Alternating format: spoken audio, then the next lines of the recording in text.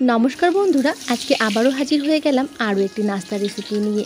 और ये नास्ता बानानोर जोन्नो लागबे ना कोनो रकमेर आटा किंबा मयदा, घरे थाका मात्र दुटी उपकरण दिए ये नास्तागुलो खूब सहजेई बानिये निते पारबे। और एकबार बानिये काउके खाওয়ালে बंधुरा बार बार तोमादेर रिक्वेस्ट करबे, कथा दिচ্ছি, कारण खेते एतटाई मजार हय। और एर उपरटा हबे मुचमुचे और भेतरटा एकेबारे नरम।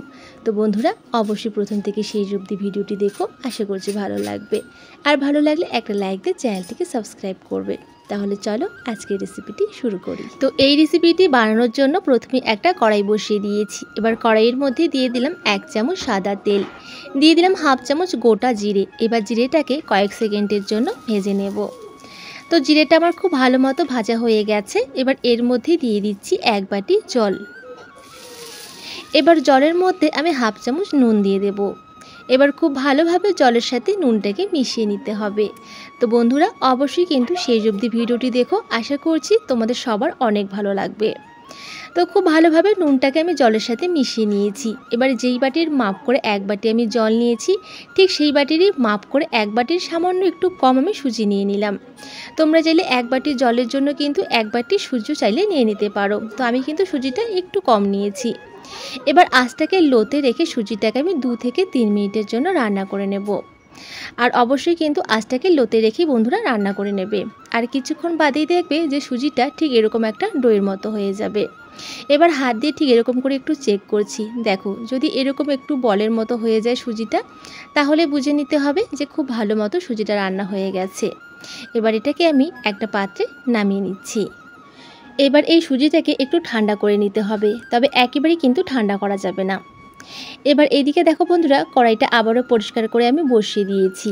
এবার এর মধ্যে দিয়ে দিলাম 1 চামচ সাদা তেল, দিয়ে দিচ্ছি হাফ চামচ গোটা জিরে। এবার জিরেটাকে আবারও কয়েক সেকেন্ডের জন্য ভেজে নিতে হবে। তো জিরেটা আমার খুব সুন্দরভাবে ভাজা হয়ে গেছে। এবার এর মধ্যে দিয়ে দিচ্ছি আগে থেকে 3টে মিডিয়াম সাইজের আলু আমি সেদ্ধ করে গ্রেট করে রেখেছিলাম। তো এই গ্রেট করে রাখা আলুটা এর মধ্যে দিয়ে দিলাম। আর তোমরা চাইলে কিন্তু এই আলুটাকে হাত দিয়েও ম্যাশ করে নিতে পারো। এবার একটুখানি নেড়ে চেড়ে নেব। তো একটু নেড়ে চেড়ে নেওয়ার পর এবার এর মধ্যে দিয়ে দিচ্ছি স্বাদ মতো নুন, দিয়ে দিচ্ছি হাফ চামচ চাট মশলা, এরই সাথে দিয়ে দেব হাফ চামচ লঙ্কার গুঁড়ো, দিয়ে দিচ্ছি হাফ চামচ ধনে গুঁড়ো, আর দিয়ে দেব এখানে কিছুটা ধনেপাতা কুচি। তবে এখানে কিন্তু আমি খুব একটা বেশি মশলা ব্যবহার করলাম না, তবে তোমরা চাইলে তোমাদের পছন্দ মতো যে কোনো মশলা এখানে কিন্তু ব্যবহার করে নিতে পারবে। এবার আলুটাকে কয়েক সেকেন্ডের জন্য ভেজে নেব। আর বন্ধুরা তোমরা চাইলে কিন্তু আলুটাকে না ভেজে শুধুমাত্র সেদ্ধ আলু দিয়েও কিন্তু এই নাস্তাগুলো তৈরি করে নিতে পারবে। তবে একটুখানি যদি ভেজে নেওয়া হয় তাহলে কিন্তু এই নাস্তাগুলো খেতে আরও বেশি ভালো লাগবে। তো প্রায় 3 থেকে 4 মিনিটের মতো আমি কিন্তু এই আলুর পুরটাকে একটু ভেজে নিয়েছি। এবার এটাকে আমি একটা পাত্রে নামিয়ে নেব। আর বন্ধুরা এখানে কিন্তু আমি আলুর পুর তৈরি করলাম, তোমরা চাইলে তোমাদের পছন্দ মতো অন্য কোনো সবজি দিয়েও এই পুরটা তৈরি করে নিতে পারবে। আবার চাইলে কিন্তু চিকেন দিয়েও এই পুরটাকে তোমরা তৈরি করে নিতে পারো। এবার এদিকে দেখো বন্ধুরা আবারও একটা বাটি নিয়ে নিলাম। এবার বাটির মধ্যে 3 চামচের মতো ময়দা নিয়ে নিচ্ছি। এবার এর মধ্যে দিয়ে দিচ্ছি স্বাদ মতো নুন, দিয়ে দিচ্ছি হাফ চামচ কালো জিরে, এরই সাথে দিয়ে দিচ্ছি 1 চামচ সাদা তেল, দিয়ে দিলাম কিছুটা লঙ্কার গুঁড়ো। আর তবে ঝালটা তোমরা কিন্তু তোমাদের স্বাদ মতন দিবে। দিয়ে দিচ্ছি কিছুটা ধনেপাতা কুচি। এবার অল্প অল্প জল দিয়ে একটা পাতলা ব্যাটার তৈরি করে নিতে হবে, তবে খুব বেশি কিন্তু পাতলা করা যাবে না। আর এখানে আমি ময়দা দিয়ে ব্যাটারটা তৈরি করছি, তোমরা চাইলে কর্নফ্লাওয়ার দিয়েও ব্যাটারটা তৈরি করে নিতে পারো, আবার বেসন দিয়েও কিন্তু ব্যাটারটা তৈরি করে নিতে পারো। আর ঠিক এরকম অল্প অল্প জল দিয়ে কিন্তু ব্যাটারটাকে তৈরি করে নিতে হবে। তো আবারও খুব ভালোভাবে মিশিয়ে নিয়েছি। দেখো ব্যাটারের ঘনত্বটা কিন্তু ঠিক এরকম হবে, খুব বেশি পাতলাও হবে না আবার খুব বেশি ঘনও হবে না। এবার আগে থেকে যে সুজিটা আমি ঠান্ডা হতে দিয়েছি, তো সুজিটা কিন্তু একেবারে ঠান্ডা হয়ে যায়নি, একটু গরম রয়েছে। এবার হাতের মধ্যে একটুখানি ঘি লাগিয়ে নিয়ে এবার সুজিটাকে আমি কয়েক সেকেন্ডের জন্য আবারও মেখে নেব। তো দেখো সুজিটা খুব ভালো মতো মেখে নিয়েছি আর ঠিক এরকম একটা সফট ডো তৈরি হয়েছে। এবার এটাকে দুটো ভাগে আমি ভাগ করে নিলাম। এবার ঠিক এরকম গোল করে একটা লেচি করে নেব। এবার এই লেচিটাকে বেলে নিতে হবে একটা রুটি সাইজ করে। তার জন্য একটা বোর্ড নিয়ে নিয়েছি, আর বোর্ডের মধ্যে আগে থেকেই কিন্তু আমি একটু তেল লাগিয়ে নিয়েছিলাম। আর যেহেতু এগুলো সুজির নাস্তা, তার জন্য এখানে কিন্তু আমি কোনো রকম আটা বা ময়দা দিয়ে কিন্তু আমি সুজিটাকে বেলবো না, একটু তেল লাগিয়ে নিয়ে বেললেই কিন্তু খুব সহজেই বেলা হবে। তো দেখো ঠিক এরকম একটা রুটি আমি তৈরি করে নিয়েছি। তবে এই রুটিটা কিন্তু খুব বেশি পাতলা করিনি, একটু মোটা করে বেলে নিয়েছি। এবার এই রুটিটাকে আমি কেটে নিচ্ছি। প্রথমে এই সাইডগুলোকে কিন্তু কেটে নিতে হবে।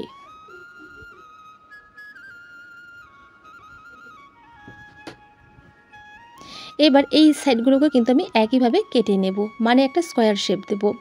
আর আমি কিন্তু বন্ধুরা একেবারেই তোমাদের স্কিপ না করে পুরো ভিডিওটি দেখাচ্ছি, এতে করে তোমরা খুব ভালোভাবে বুঝতে পারবে এবং খুব সহজেই তোমরা কিন্তু এই নাস্তাগুলোকে তৈরি করে নিতে পারবে। দেখো একটা স্কোয়ার শেপ দেওয়ার পর এবার কিন্তু মাঝখান থেকে আবারও কেটে নিলাম। এবার আবারও কেটে নিচ্ছি, মানে সমান 4টি ভাগে আমি কিন্তু কেটে নিলাম। এবার এই টুকরোগুলোকে আমি একটু আলাদা আলাদা করে নিলাম।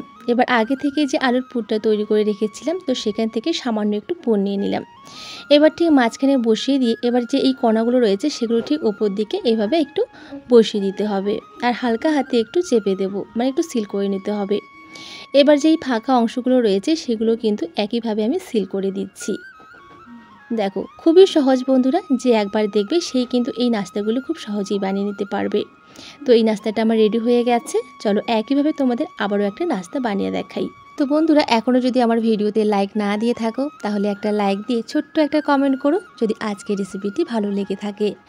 আর বন্ধুরা এই বৃষ্টির দিনে যদি এরকম একটা মুখরোচক নাস্তা বানিয়ে বাড়ির সবাইকে খেতে দেওয়া হয় তাহলে কিন্তু বৃষ্টির আমেজকে আরও বাড়িয়ে দেবে। তো অবশ্যই কিন্তু বাড়িতে একবার ট্রাই করো, এই নাস্তাগুলো খেতে কিন্তু দুর্দান্ত হয় বন্ধুরা। আর বাইরে থেকে কিছুই আনতে হবে না, হাতের নাগালে কিন্তু সব কিছু পেয়ে যাবে। তো যাই হোক বন্ধুরা, চলো একইভাবে সমস্ত নাস্তাগুলোকে তৈরি করে তারপর তোমাদের দেখাচ্ছি আমি। তো একইভাবে সমস্ত নাস্তাগুলোকে তৈরি করে নিয়েছি। আর দেখো কতটা সুন্দর লাগছে বন্ধুরা। এবার আগে থেকে যে ময়দার ব্যাটারটা তৈরি করে রেখেছিলাম সেই ব্যাটারটা কিন্তু একটুখানি আবারও আমি ভালোভাবে নেড়ে চেড়ে নিলাম। এবার একটা নাস্তা আমি এই ব্যাটারের মধ্যে দিয়ে দিলাম। এবার খুব ভালোভাবে ব্যাটারটাকে নাস্তার গায়ে লাগিয়ে নিতে হবে। এবার গরম তেলে কিন্তু এই নাস্তাটাকে ছেড়ে দিতে হবে। তো নাস্তাগুলো ভাজার জন্য দেখো বন্ধুরা আগে থেকে আমি একটা কড়াইয়ে কিন্তু কিছুটা তেল খুব ভালো মতো গরম করে নিয়েছি। এবার একে একে নাস্তাগুলো কিন্তু এই গরম তেলে ছেড়ে দিতে হবে। আর অবশ্যই কিন্তু তেলটাকে আগে হাই হিটে গরম করে নেওয়ার পর কিন্তু একটু ঠান্ডা করে নিয়ে কিন্তু নাস্তাগুলোকে ভেজে নিতে হবে। আর এগুলো যেহেতু সুজির নাস্তা বন্ধুরা, আঁচটাকে কিন্তু লোতে রেখে ভাজা যাবে না, মিডিয়ামে রেখেই কিন্তু এই নাস্তাগুলোকে ভেজে নিতে হবে। আর ঠিক এরকম একটা ছড়ানো পাত্র নেবে, তাহলে কিন্তু একসাথে তোমরা অনেকগুলো নাস্তা ভেজে নিতে পারবে।